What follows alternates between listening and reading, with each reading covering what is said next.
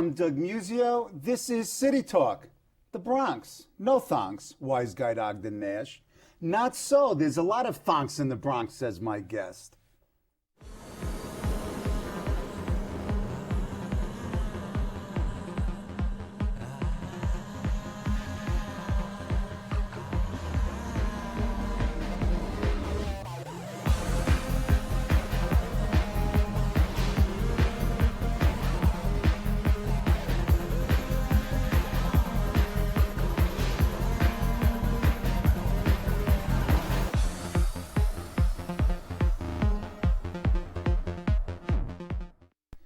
He's Adolfo Carrion, Borough President of the Bronx. He's energetic, innovative. He's a cheerleader extraordinaire. Mr. Carrion was elected to the City Council in 1997 and served one term before successfully running as Bronx Borough President. Welcome. Doug, thank you. The dynamic Doug Muzzio. Oh, please. Love to be with you. I love to be with you, too. Thank you. Let's start in a place that I love to be, and I grew up in, Yankee Stadium. What's the deal? I'm looking at it from the outside, and I'm not convinced about this deal.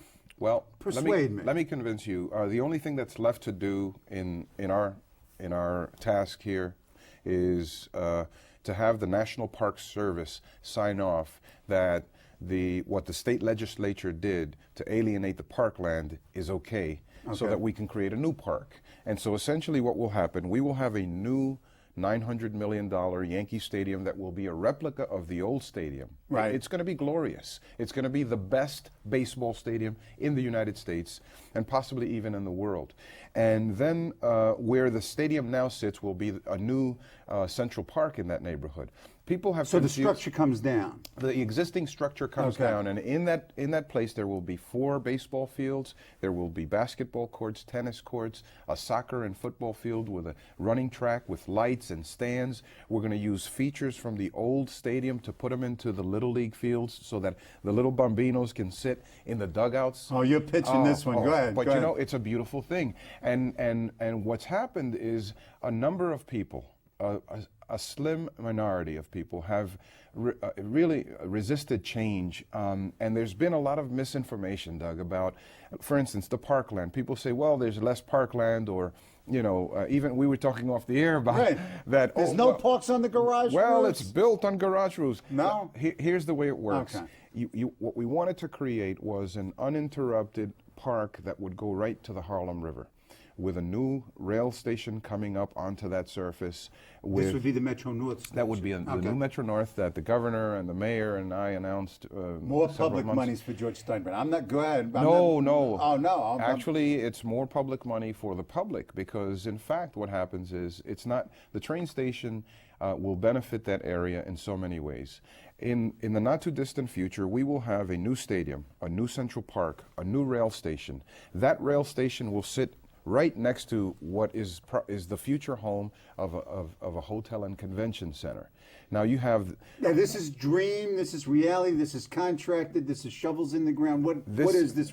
This sounds like grand... You're an urban planner. This sounds like grand vision. Well, everything requires a plan, and I think for us to build a competitive city, we have to be very bullish and very bold about planning for the future.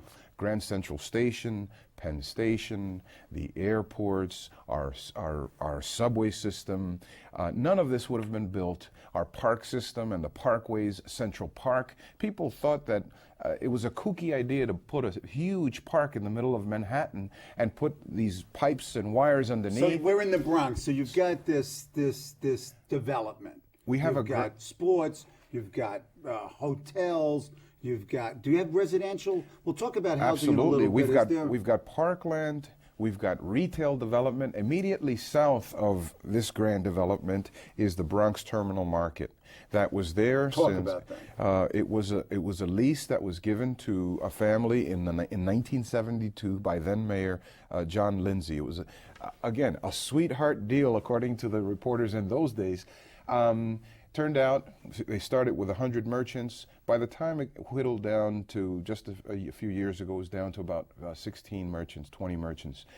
We came in, I came in as borough president. I said to Mike Bloomberg and Dan Doctoroff, rather than trying to break this lease, because that's all we have done for 30 years was try to break the lease with the family. I said, why don't we trade the lease? Its value. They valued it at $42 million. The related companies came in and bought the lease.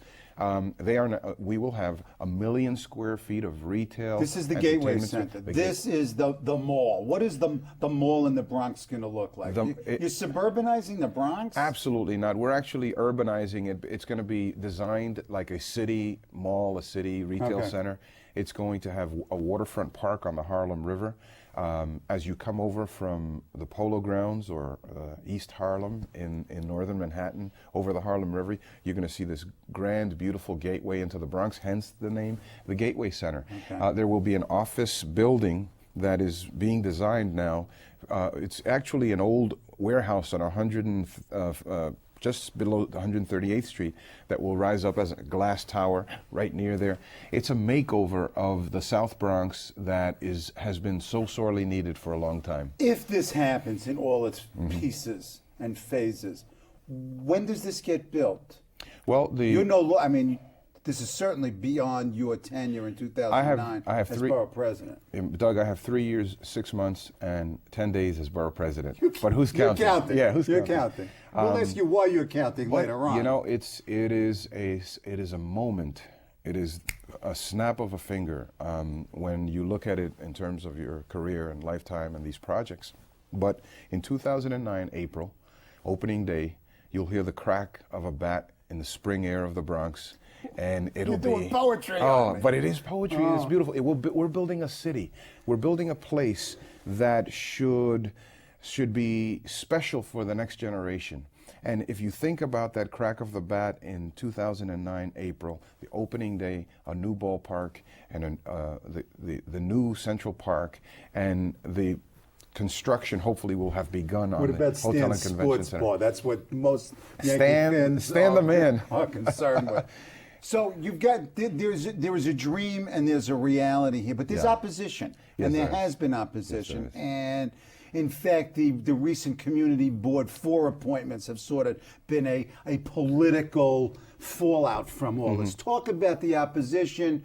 Talk about your response to the opposition, both in terms of their arguments, but also in terms of the politics. Did you get even with dissenters in the community board for non-reappointments? No, not really. I mean, a year and a half ago, the community board endorsed the concept, and they voted unanimously to endorse the conceptual plan, the master plan.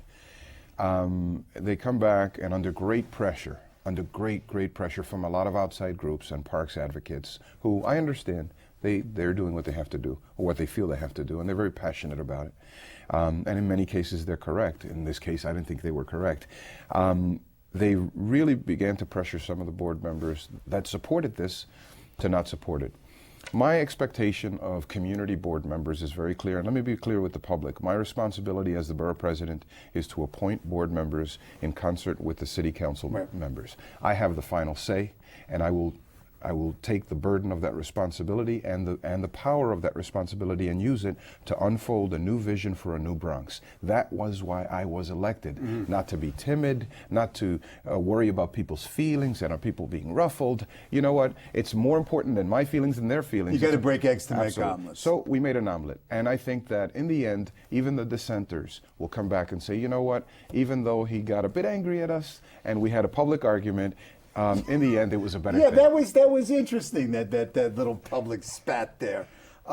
You've said that your agenda is essentially 3 things, or 5 things. The first 3 are jobs, jobs, and jobs. Yes. And then the next is probably housing. And then jobs again. And then maybe jobs again. Job Works. What is that? I mean, this is an initiative coming out of your office that does and has done what? We created something called the Bronx at Work. When I first became borough president, in my first State of the Borough address, Doug, I said the Bronx is open for business. I believe the best social program and the best anti-poverty program is a job. I think people want the dignity of work. They want to compete in the American economy. Since we were a Dutch trading post, when we became New York in 1664 and forward, we have always been a place where people come not to join a social program, but to get a job and compete and possibly put up a shingle, run a business, get a loan, and make wealth for their families. That psychology has been stunted and sometimes even broken, and the spirit by which people came here has started to be squelched and squashed. And so we wanted to have an economic revival in the Bronx, and in effect a spiritual revival in terms of our commitment to economic growth. And so we decided, you come into the Bronx as a developer, you have to do business with the Bronx, not just do business in the Bronx. Right. That's a very fine distinction. We get it. You don't come in, you don't parachute with all your relationships and not use our lumber, our sheetrock, our steel and glass, our workforce, the potential workforce of young people that have the muscle to build things. So you've got the muscle to leverage these benefits out of the corporations or the developers because they need you. They need your space. We have community boards, and that's why the community boards need to understand their power. We have land use powers, and we give permission for things to happen. I have been given these powers statutorily, right. And we have used them, and so we inherited 12% unemployment rate, and it was reduced to almost 6%. And that's significant. But the Bronx still, I mean, I'm going Sunday to my Aunt Millie's 90th birthday. I lived there for 4 years and went to college. I love the Bronx. Oh, it's beautiful. It is really still the sort of the poorest, the grittiest, the toughest, which is, these aren't necessarily negative terms. And the unemployment rate still is pretty high. I mean, citywide, it's got to be the highest of the five boroughs? Citywide, by a half a point or a Okay. point, it's above Brooklyn. And it hovers just around there. And there are a number of outcomes that we look for that are measures of success that we still lag behind the other counties of New York State, a lot of counties across the country. But you have to look at why. The Bronx has been the recipient of new Americans. It's been the place where people left the expensive housing to go find affordable housing. It was a dormitory community, if you will, for workers in the Central Business District. And now it's coming of age and emerging. And finally, what's happening is there's a rooting that's going on. And here's my argument to the rest of New York. We will be hollow in the middle, and we will die as a city if we don't accommodate a middle class and grow the middle class. A kid, I'm 45, so anybody younger than me is a kid, right? Wait a minute, you're a kid to me, so forget it. Forget about it, like they say in Brooklyn. Please, I'm making fun of my ethnicity. Nice. And my place of birth. You're asking for it. I told you I lived in the Bronx. Well, I'm Brooklyn. There's always been a rivalry between the Bronx and you better straighten up. Go ahead. And Brooklyn, but our primary responsibility is to build a city that is stable, and we need to grow the middle class to make that happen. And the young kid who is looking to buy a home because now they're making a little more money, they're both husband and wife, and they have a young child, they're both working, they've educated themselves, guess where they go? They go to the suburbs. They go to Long Island, they go to upstate, they go to Rockland, to Westchester. Northern New Jersey. And they can't even afford Westchester, so they're going up to Orange. They're going to eastern Pennsylvania and commuting an hour and 45 minutes each way. Make it attractive and they will come. We need to build strong schools that work for families. We need to make sure that the people feel safe. What do you, I have 4 bambinos, AJ, Olivia, Sarah, and my daughter Raquel. 3 girls and a boy. My biggest concern is my children. That they get educated, and that they're safe and sound. That's why we left the city 25 years ago. And it's unfortunate that we lose good people like Doug Muzzio and so many others because you want to protect your children and give them a good life. How are you going to build this housing? Well, you don't have the feds, you don't have the state.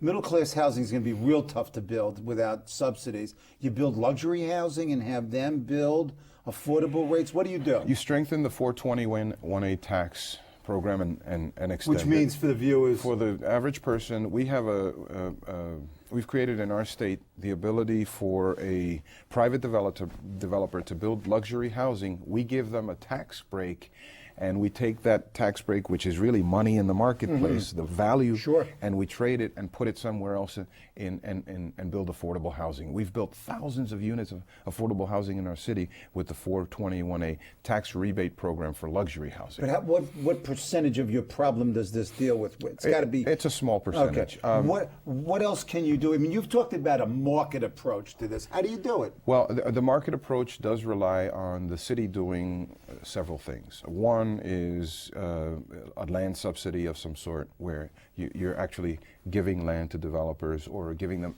a discount rate on that land. We're not going to get into eminent domain. Do you want to talk about eminent domain? No, well, only when you have to. Okay, go ahead. But okay, for instance, pass that we have up. pieces of the waterfront that we should reclaim that are old industrial sites. Yeah, and you've got some great waterfront. And then we've got old industrial areas that can be rezoned. We can also upzone in some certain areas of the city where we have hubs of transportation capacity. And we've not done that. For instance, one of the things we're doing in the Bronx, you know the hub, 149th and 3rd Avenue. You have the number 5 train, the number 2 train, the number 4 train, every bus line. It's just a convergence. Metro North, it all cuts through there. Didn't the 3rd Avenue L come out on 149th? Yeah, it used to emerge and go up 3rd Avenue. And I'm thinking about creating a light rail connection. I'm telling you, to go up to Fordham University. That would be great. And that would just blossom 3rd Avenue. See, that whole 3rd Avenue strip then becomes developed with Fordham on the other end, and then the new revitalized botanical gardens. You've got the zoological park. I mean, you've got a lot. Here's the thing: if you build enough volume of housing, you bring down the cost. If you build this is a very simple supply and demand thing. It's right now a seller's market. Right. So we need to create the incentives. We need to make government simple in its process so that a developer doesn't have such great difficulty and time spent on trying to get their developments. But isn't it economically, if not infeasible, difficult without assistance for the private sector to develop middle-class housing without state subsidy a la Mitchell-Lama or whatever? It depends how you define middle income. I think moderate to low middle income, you need some subsidy. Middle income is the family who goes into the private market and buys a house for $600,000, $700,000. I know it sounds like a lot of money, but you know, Doug, if you put your house on the market. This is why I can't come back to this. It's your fault. No, I'm not. No. My generation's fault. No. That's right. No, it's the preview. Go ahead. But if you the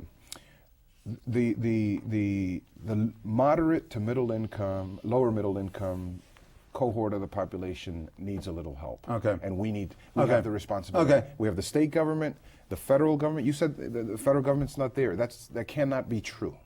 We have to have a federal government. You mean normatively, morally it shouldn't be true, right, but factually it's true. Well, it's diminished but not invisible. Oh, okay. Yeah.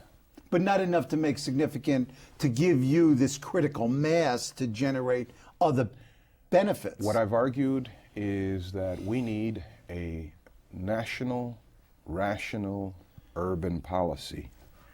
What are you smoking? We haven't had one of those forever. Never. We never had one of those. Monte Cristos. Nice. But that we need an urban policy that recognizes this very simple fact, that cities in American history and in the global community and all over the world are the places that make sense for development, for the developed world. Sure. And so we need to invest in infrastructure. We need to make sure that people are able to live there comfortably and safely, and we're not doing it. We're encouraging suburbanization, and it's wrong. And we've been doing it since the 50s and before that. We need to fix the darn thing, as they say. Okay. Let's talk about jobs, big box stores. You're not against big box stores. You've got them in the Bronx. But Walmart's out there. What's the difference between a Walmart, a Kmart, a Target? What's the story with the box stores? I mean, you're dealing with it very directly. We have a Target that on 225th Street and Broadway. I was there yesterday with a steel drum band doing a Bronx Week activity. Oh, wait a minute. We're going to talk about the Bronx Week. And it was a lot of fun. And there was little to no resistance to the Target. little to no resistance to some of the other big stores that have opened up in the East Bronx by Co-op City.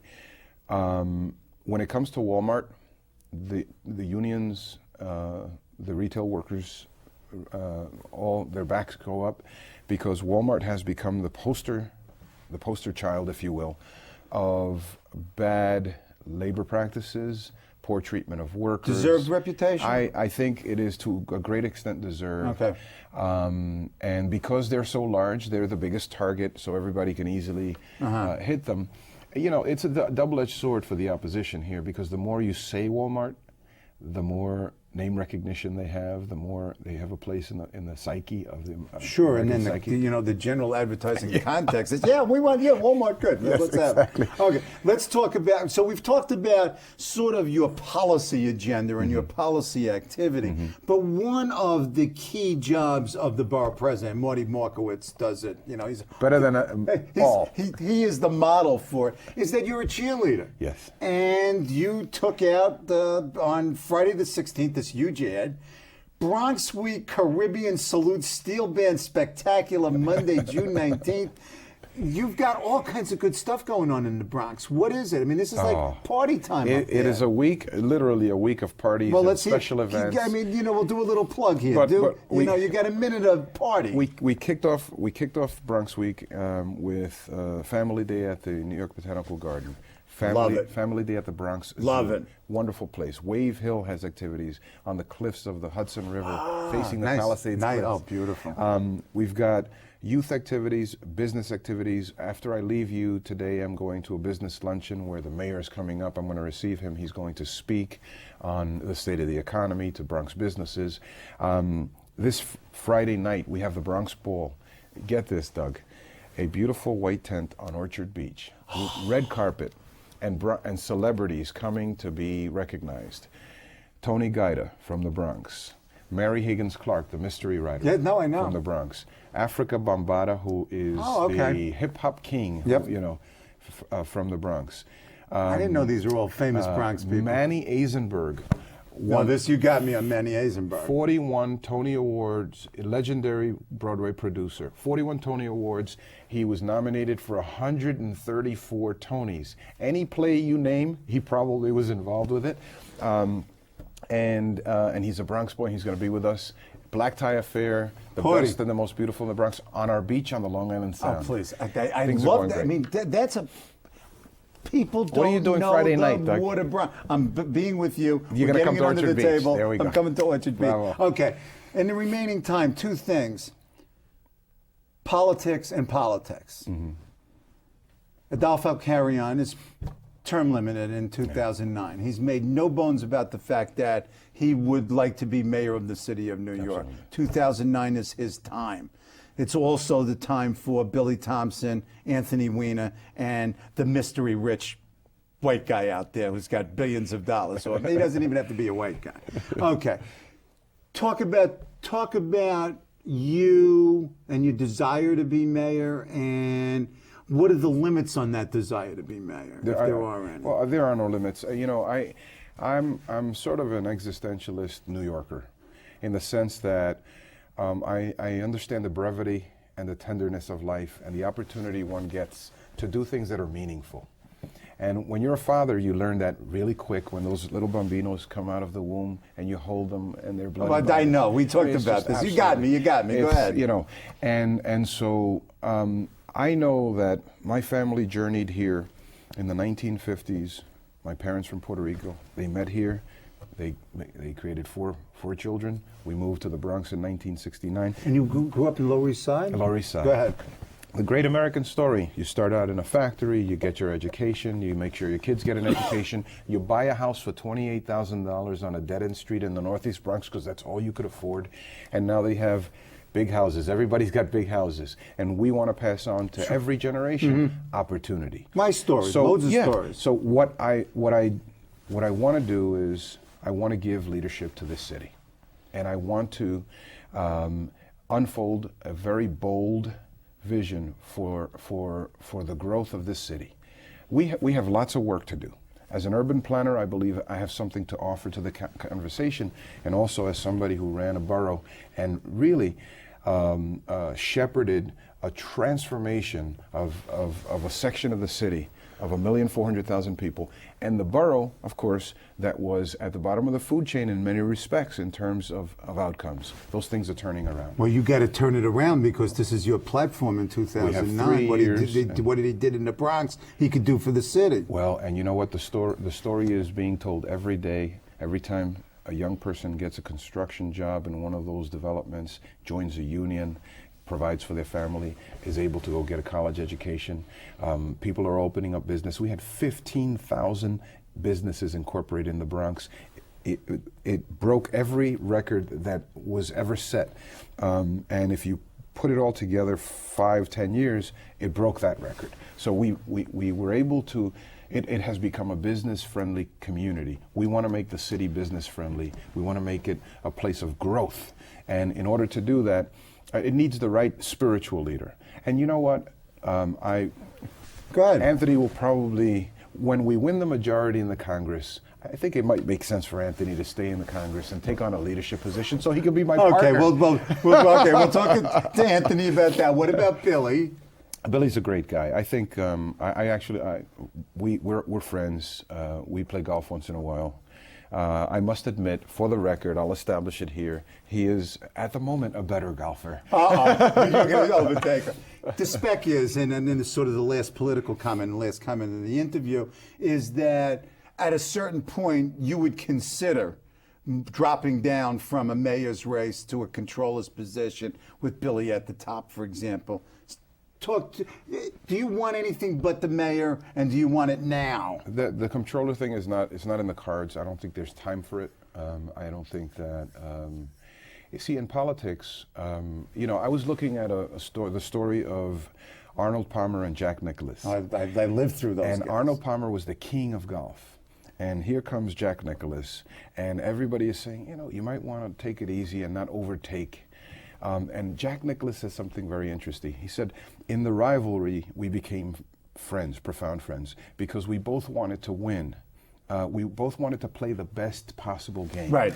And they gained mutual respect for each other. They both were great at what they did. Okay. In the end, you can see this in politics. Absolutely. Good. And that's a nice outlook. I mean, I think it's a little bit naive. But no, I hope you're right. I don't think it's naive. I've seen some interesting rivalries turn into partnerships. It may take a little while. Okay.